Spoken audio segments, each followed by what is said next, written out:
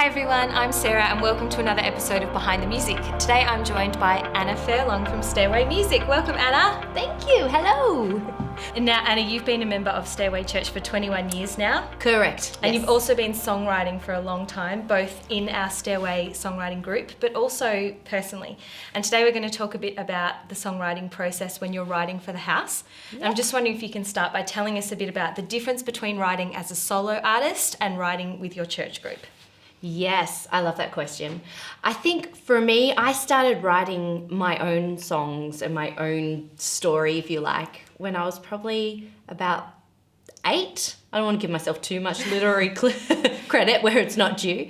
But when I was about 8, I started writing my own songs, really out of my own situation and my own circumstance. And as I guess I grew up and I got a bit more life experience and went through some hard stuff and bounced back, it really became my version of a prayer life. Yeah. And so I find my own songs really do come out of my prayer life or are an overflow of my communion with the Lord. And so it can be so personal, it can be so situational. Yeah. And that's where a lot of those songs are rooted. Writing for the house is different and really fun and really great. And I think the difference for me, and it's been a journey because I used to write songs all on my own and bring them to the team. And sometimes they were where the church was at, but sometimes they weren't. Yeah.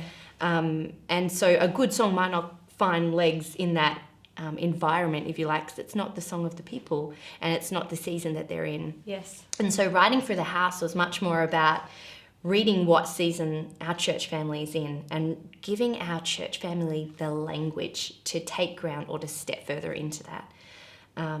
So that expression looks a lot more like thinking of prophetic words that had given over Stairway or being in the room is ideal. When there's prophetic words been spoken over Stairway, catching that atmosphere and digesting that at home, letting that come out. And it's a very different angle, and often I will find that's not completely within me, it's within a community. Yeah. That takes shape.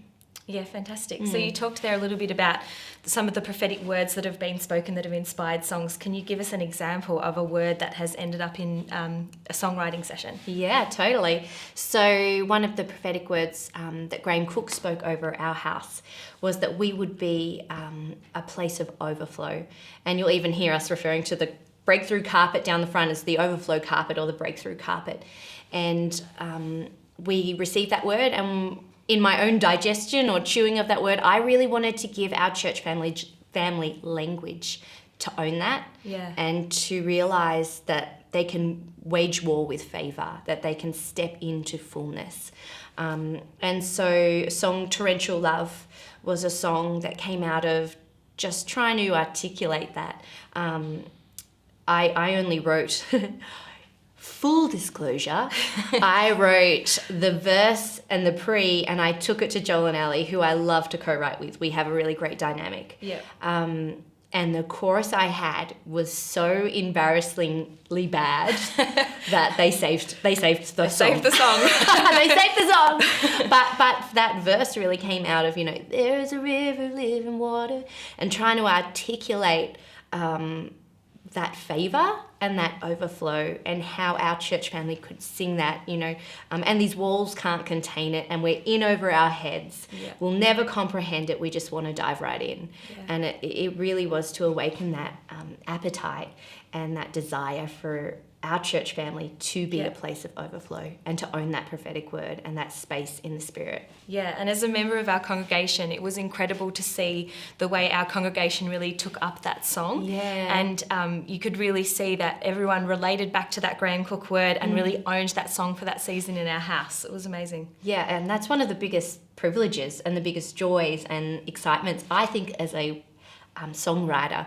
I love worship leading, but when I am in the congregation and I see and hear people crying out to Jesus through words that I wrote, it's one of the most humbling and honouring experiences of my life. It really is a real joy.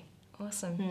So you've talked a little bit about prophetic words being some of the inspiration behind writing songs for the house. What are some of the other things that have led to you writing songs for the house? Have our pastors ever given you a topic to write on? Yeah. How has it come about? Great question. I think there's a few things. No one's ever been like, Anna, we need a song for fever, or we need a song for healing. But what we do have here is creative freedom and a really safe place to explore what being the sound of relentless love looks like. Yeah. And so we have biannual songwriting retreats, which have become a rhythm in our calendar and are such a joy and a place where we actually stop and go, what is the Lord saying to us and our people and our family? And putting our ear to the ground, if you will, and listening to what he's saying and trying to write those words. And it's always really interesting to see what colour comes out or what message or theme comes out. And what our leadership have done is after a songwriting retreat, they've gone, ooh, what themes came out? Yeah, okay. Because songwriting is prophetic. Yeah. And they want to hear what the Lord is saying through the songwriters, because often we're hearing where the Lord wants to take us as a people group. And I really appreciate and value and don't take for granted the mutual respect and honour that there is for the creatives in this house, and how we do get the privilege to take our family places, and how much trust there is in us to hear that and to go there. Yeah, fantastic. So for people who are in the audience and watching this video and want to get started writing for their house, perhaps they already do some songwriting, how would you recommend that they get started?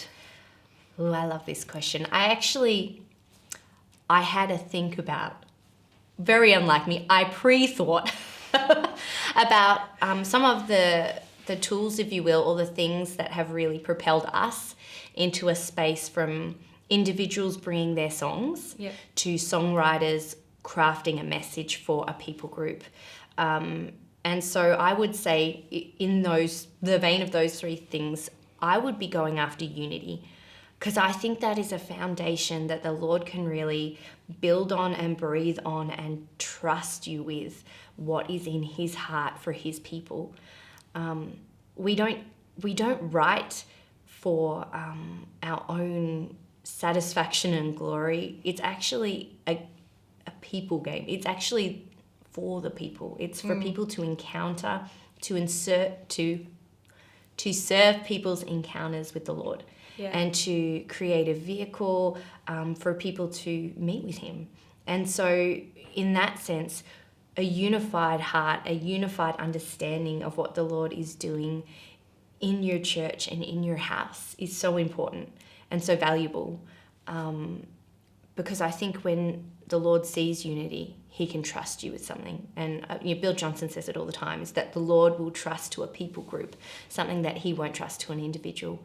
So that was a real shift in our community when we went from individuals writing songs and singing some good songs to songwriters writing for the house. I think in that same kind of vein is co-writing and the colour and the expression of God that we can all bring to the table when we write together, and not individually. So I would encourage any church family that is looking to begin writing the story of their house to be co-writing and doing that in community.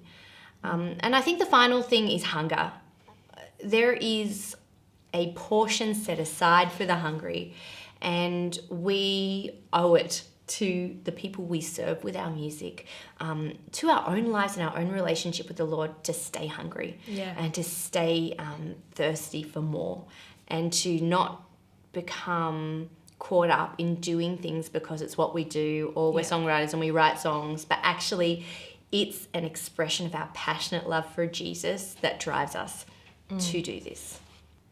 Anna, thank you so much for joining us on Behind the Music. It was great to have you with us. Is there anything else you want to say to our audience before we close? If I could say one thing, I'd say go for it, guys. There is no greater privilege than writing the story of your people group and of your family and helping them take their space in the Spirit. So if writing the song of your house is something that you want to do it. We're with you, we're behind you, we believe in it for you, and we just, we look forward to hearing your stories of all the songs that you guys are writing around the world. Bless you.